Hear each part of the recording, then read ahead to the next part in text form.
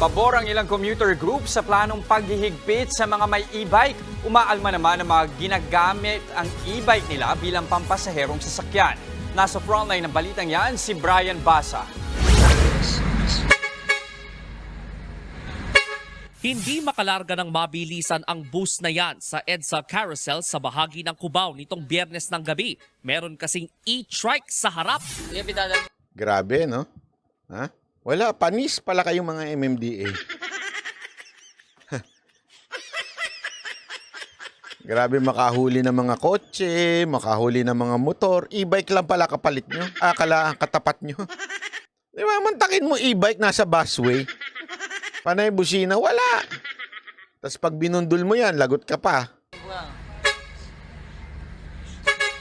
Ilang beses nang bumusina ang bus. Alam mo ko ako sadya sa bus, tutukan mo tapos businahan mo ng malakas.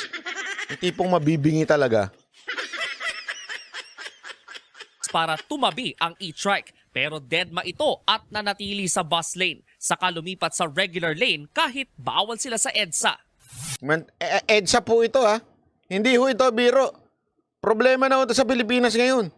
Kahit saan makakakita ka. Ito pa, sila pa matapang. Binakasabay kaming ganyan eh. Ang tapang, grabe. Galit na galit siya, binubusinahan siya, nasa gitna siya ng daan. Sana natatraffic. Pero meron namang bike lane. Pwede naman sila pumunta doon kasi yung bike lane, pwede scooter doon, mga e-bike. Diba? Kasi mababagal nga. Yun ang ibig sabihin ng bike lane eh, doon sa mababagal. Eh ito ho, talagang nasa gitna pa ng daan eh. Sabi ko nga sa inyo, ako mismo naka-experience niyan eh. O ito, sa busway, di ba?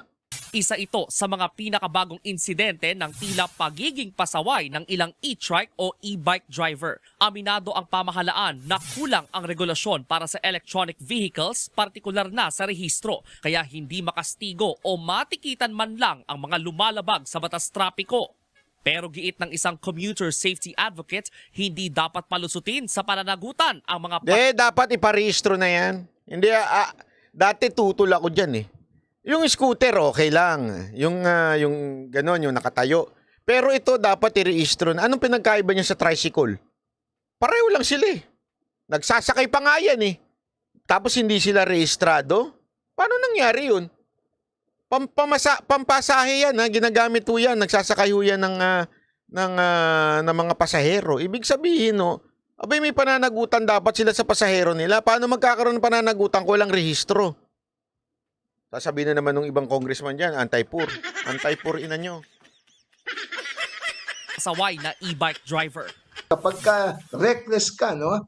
If you are reckless in driving the e-trike, pwede ka pa rin at nakasagasa ka or you damage properties, then you can be charged of reckless imprudence resulting to homicide o kaya resulting to physical injuries or damage to properties, no? Madaling gamitin ang e-bike kaya maraming naiengganyong bumili nito. Kahit ako na first-timer at wala pang lisensya, kaya itong paganahin. Yun nga lang, may mga umaabuso nito at nakikipagsabayan pa sa malalawak na kalsada. Kaya pwede itong maging mitsa ng buhay. Kaya approve sa commuter group ang paghihigpit na gustong ipatupad ng MMDA at LTFRB sa mga e-bike. Sa kasalukuyan, mga e-bike na may 60 kilometers per hour lang pataas ang maximum speed ang Masyadong yung mga 60 km per hour, pataas na yan. Walang papasa dyan na e-bike. Ang e-bike usually, yung ganyan ha, ang takbo lang yan 25, 30. Mabilis na 40. Kasi pagka gano'n na, mga dual na yan, mahal na, dual hub na yan. Eh yan, mga single hub lang yan. Kasi nga tipid po yan eh.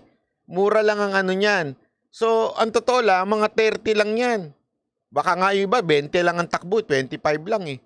Oh, dapat, pagpatak ng benching ko, at saka yun nga ang purpose nun eh. Pag mabagal, dapat pa rin, yan ang nagiging sagabal sa kalsada.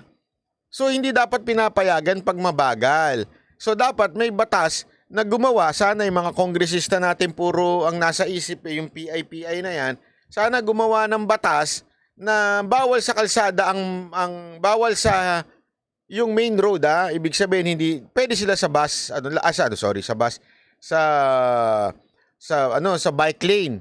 Pero pag lumagpas ka na ng bike lane, dapat rehistrado ka na. Gadong magparehistro sa LTO. Pabor din ang grupo na dapat may driver's license ang mga may e-bike.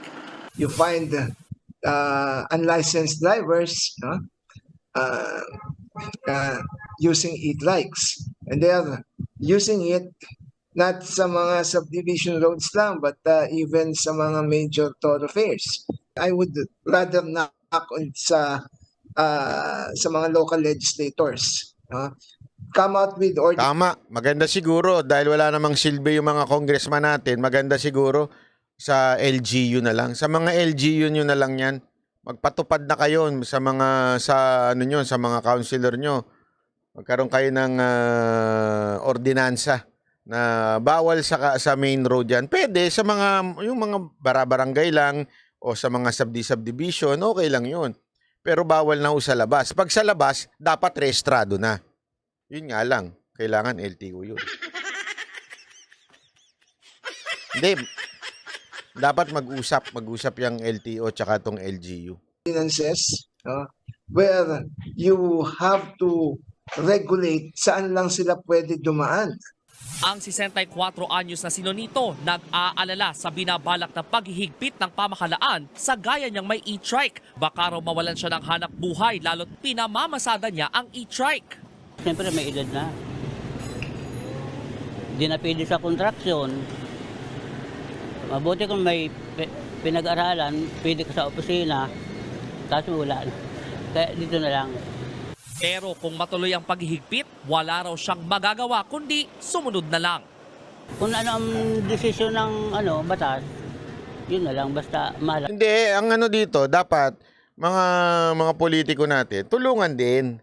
Ang importante naman dyan, disiplina eh. Di ba? Disiplina lang na, sige, makakapagtrabaho pa rin kayo. Basta dito lang kayo, sa loob lang kayo.